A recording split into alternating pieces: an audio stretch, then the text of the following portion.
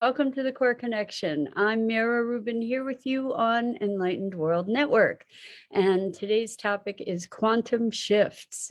And we're going to be looking at how the shift, for instance, from our paradigm of separation and otherness to a paradigm of unity and connection is not a linear process. And we'll just explore this notion of quantum shifts of a consciousness and awareness.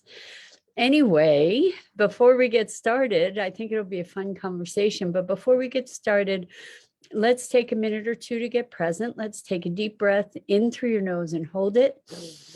And imagine clean, crisp oxygen flooding your lungs, flowing into your bloodstream, nourishing all your cells, all your organs, bringing vital life energy to your body and being. And as you exhale any tension, stress, negativity, fatigue. And now let's take another deep breath in through your nose and hold it. This time, imagine brilliant, bright light, lighting you up from the inside out, illuminating, electrifying, and energizing all your cells, all your molecules and electrons, lighting you up with this beam of light from your heart out into the world. And as you exhale any remaining tension, stress, negativity, fatigue. And now let's just gently press our palms together and very softly rub your fingers against your palms and feel the deliciousness of that sensation, the tickling, the tingling, and allow that sensation to bring you present right here, right now, into this remarkable physical form that enables you to experience life. Welcome, welcome, welcome. Good morning. It's great to be here with you this morning. And I am delighted to be here with you guys. If you're putting in comments and I'm not responding, please know that it's because I don't see the comments. So if you'd like to go over to the Enlightened World Network Facebook page, you can put comments in there and I should be able to see them. So today's topic is quantum shifts. And this actually came up with a client yesterday, and it was really, really profound and beautiful. And I've seen this theme actually multiple times with clients. So we've spoken about, how we take on these roles and create polarities oftentimes by taking on certain roles that look meritorious on the surface, or that look beneficial on the surface. So for instance, the role of protector, right? That seems like it would be a great role, a laudable role.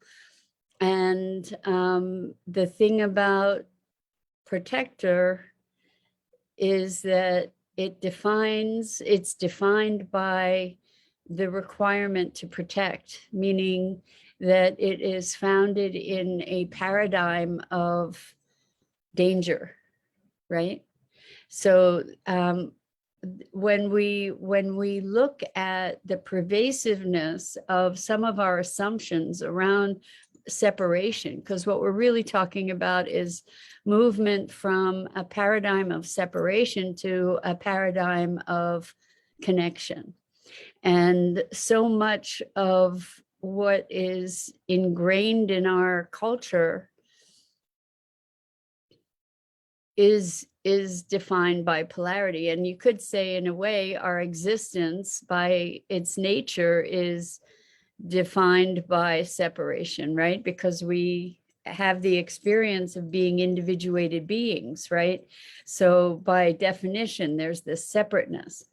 And I'm wanting to make sure that you guys know that if you're putting in comments and I'm not responding, it's because I don't see them. So if you're not at Enlightened World Network Facebook page, well, that's where I would have the best shot of seeing your comments. And I don't know what's happening with the comment thing today, because right now nothing's showing up. Anyway, I'm going to assume that you're there and listening. When what was really awesome in this conversation was there's been this transition for this person in relationship to be showing up as a protector, which is an awesome thing, right? In that they're taking a proactive stance in the context of relationship that had a positive effect. The interesting thing was that a lot of that protection that they were providing for somebody else was from them, and some of their patterned behaviors. But that's kind of another story. So what a protector also implies is that the person being protected is somehow less capable of taking care of themselves, that they're weak in some way, perhaps, or that they're endangered. And I'm not ignoring the fact that there are people that need protection, you know, like in the mechanics of our world, and that are endangered in the mechanics of our world. I'm trying to address this on a more conceptual level here, to be looking at the dynamics of the paradigm that we live in that is so entrenched on pretty much every level. So what we were talking about, which was so profound, was moving from that paradigm to a paradigm of connection and partnership, and a cycle of communication and connection, versus, you know, the protector. It's still based in this whole notion of domination and control, versus connection, communion, unity, collaboration. And what I want to address is that we don't get from here to there in a linear way. When we have a shift of awareness, you know, we've probably all spoken of aha moments, right? Where all of a sudden you get a hit of awareness, and it shifts your perception. It shifts your whole way of thinking. And the thing about that aha moment, what's happening is that it's a quantum shift. Now, we hear the language quantum shift a lot, but just to be clear what we're talking about, in chemistry, when we talk about quantum physics, we talk about probability. So there's in a molecule, there is the nucleus, and then there are all these electrons that are flying around, right? And they don't have any specific position at any given moment. It's sort of a field of probability of where they might be found. As soon as we find them, you know, things kind of collapse. But when they're in motion, they're in these fields, and they're orbitals of different levels of energy. So for instance, I think it was the first orbital is kind of round, and it's just like this cloud around the nucleus. And then what happens is you add energy, you add energy, you add energy, and then bam, all of a sudden, boom, it goes up to the next energy level, and there's a new pattern. I think this one was like a dumbbell pattern, but it goes into the next quantum level. So it's not gradually transitioning into that new level. It's making a quantum shift where all of a sudden it jumps from one perception or one there's Kimberly. Good morning. Good morning. Welcome. I'm so glad to see a comment, Kimberly, because I wasn't sure if anybody was able to see what was going on this morning. So thanks so much for chiming in, and I'm thankful for you too. So we're talking about quantum shifts. So what happens is it doesn't happen in a linear way. It's like all this energy, all this energy, all this energy, and then boom, new level of pattern, new level of energy, and it's expressed in a different way. And, you know, we can think of this almost like the 100th monkey idea, where there's a certain tipping point that then propagates out to consciousness. And if we can maybe entertain the idea that consciousness also exists as a quantum as a quantum construct, then it's very possible that we're feeding this new energy, feeding it, and then at some point we all get to zap into this next level of consciousness and awareness. And we're seeing indicators of that now. It may be that there might be little migrations to this other level periodically, you know, more and more expansion to this next level, that eventually it reaches a tipping point and then it all goes up to that next level. Perhaps kind of a fun concept, but we see people, there's a lot more conversation now about unity, about collaboration, about communion, about connection, about recognizing that we're one human family, and moving in, we're seeing incremental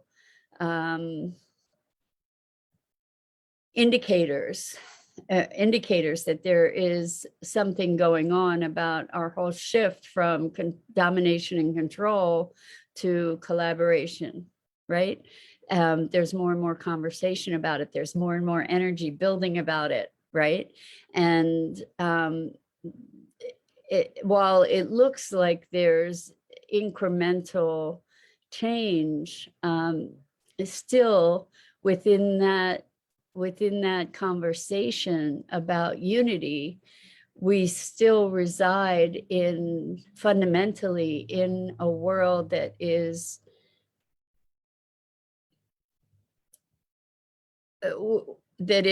predominantly rooted in this old way of being. You know, the human experience for the many millennia that we've been around, right? So I think that this is kind of a hopeful notion that maybe consciousness also follows this quantum pattern, because it could mean that when we get to this tipping point, bam, like radical change that's global, and makes this shift that we so desperately need. Anyway, so this conversation yesterday, to go back around to full circle, was about this notion of being protector. And what was interesting is that for this person, in the context of being protector, what they were doing. Thank you, Kimberly. In the context of what was going on is that they were connecting to their partner more and more deeply. And again, the protection was largely from themselves. So what they were doing was working on releasing their own reactivity and essentially creating connection and compassionate empathy to connect with their partner, so that they themselves did not respond, or did not react in a defensive manner, which had been kind of the existing pattern, was to get defensive. And instead they were able to connect with their, the the backdrop. I had a green screen up and the green screen fell down. And now you see my brick wall backdrop, which is actually a real thing rather than a virtual image. Anyway, so that's interesting that that happened in that moment, because what we're talking about is this transformation from separation as protector to connecting more and more empathically, connecting from the heart, connecting through love. And what started occurring is that the person who was doing that connecting, while they were providing this safe environment, safety to their partner, because they were not reactive, they were responsive and compassionate and connected, what happened was that they themselves started feeling more loved, more secure, more solid. They were living out of love and thereby experiencing more love themselves, plus getting more love back from their partner.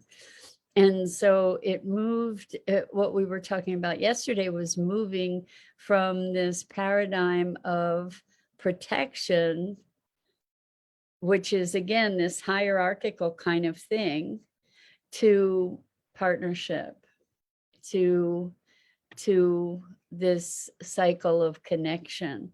And it's a dramatic and quantum shift, because one doesn't necessarily, the protector doesn't lead to the partnership. But what happened was that the bridge that this person built was the bridge of love, which is so profound. They stepped into the love and connection, love and connection, love and connection. Doesn't mean they didn't fall out of that. They kept coming back in and stepping back in, and that love and connection accelerated itself, and to the point where we were able to identify what this quantum shift was, where it was really interesting. Hi, Lisa, welcome. So good to have you here with us this morning.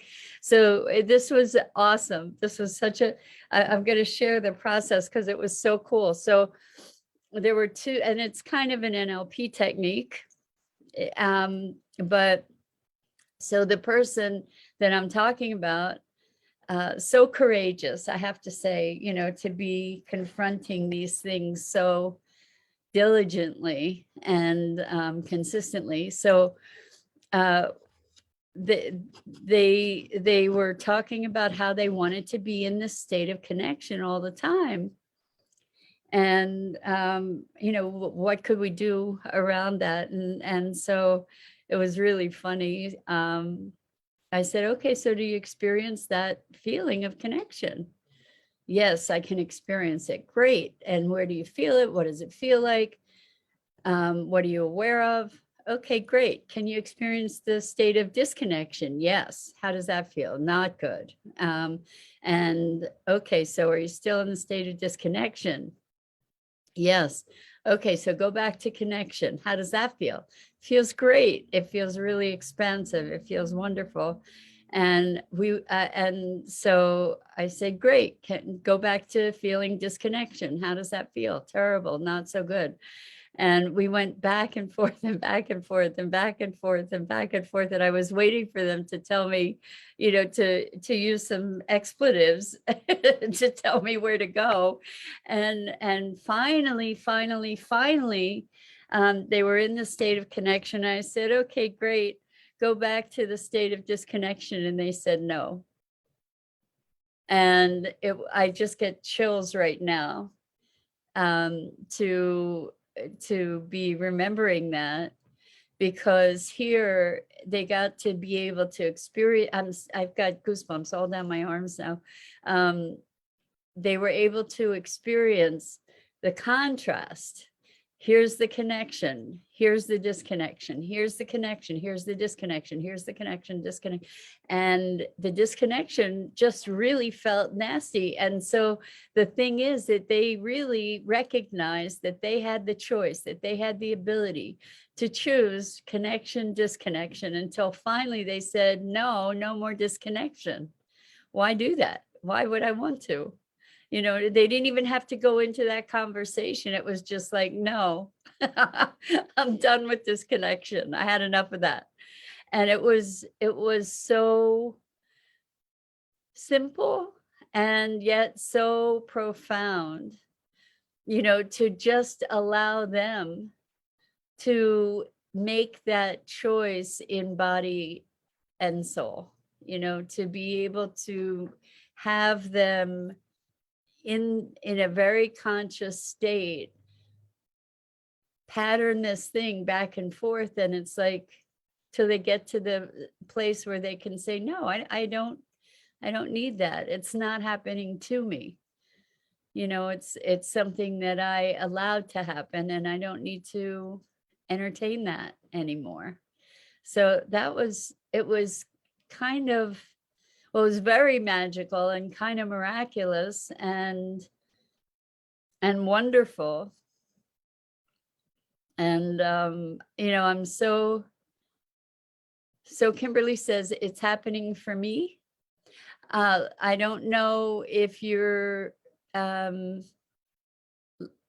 of the things that brings to mind, Kimberly, I'm not sure what you're asking about, but when you say it's happening for me, I think about life is happening for me and through me rather than to me. So maybe that's what you're responding to. So it's not happening to me, it's happening for me and through me. And we do get to choose. Like I didn't ask him, okay, choose. Okay, gotcha, Kimberly. I didn't ask him to choose. I didn't ask him to choose. I just asked him to have his experience. And he was able to go back and forth and back and forth and back and forth until he realized that it's like, why do that? I mean, he didn't even have to think about it. It was just like, no, I'm not going back there. Why? Why would I? So pretty powerful stuff. And what happened was it was a quantum shift, because it wasn't about linear thinking. It's like, so I have a very strong perspective about a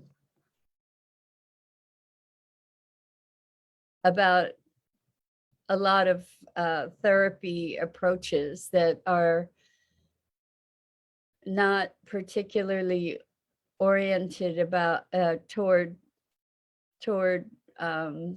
transformation, like to really making shifts, you know, like they're gradual understandings of why things are a certain way, or why we are the way we are, why we do what we do. And that can be really helpful to be recognizing the dynamics of things. And yet understanding why we are the way we are, or why we do what we do, is not necessarily something that makes those patterns shift, because it's not a linear transition. It's not a linear transition from here's what I do, I don't want to be doing this anymore, how can I stop doing this? You know, like you can't necessarily think your way out of the box, but you can experience your way out of the box. And that's what happened for this person, where they had this contrast. And it's like, well, why would I, you know, it's like the person who goes to the doctor and says, it really hurts when I do this. And the doctor says, well, stop doing that, right? It's one thing for the doctor to say, stop doing that. It's another thing for your body and being to click into that aha moment that, oh, I'm creating this. Oh, I don't have to do this anymore. It's not a rational thought. It's an experiential contrast that then makes this quantum shift really profound. So I just wanted, in talking about this today's conversation, I just really wanted to be looking at how this notion of quantum shift gives us a realm of possibility, gives us a I don't know if we want to call it hope, or gives us a perspective and awareness that things can switch on a dime, that our awareness can catapult into a new dimension in a fraction of a second. And to me, that's very hopeful, to know that even when things may look dark, and I'm talking about like on a planetary scale, you know, on a human consciousness scale, when it looks like there's this, to me, you know, not that it is this way, but what I perceive is like there's this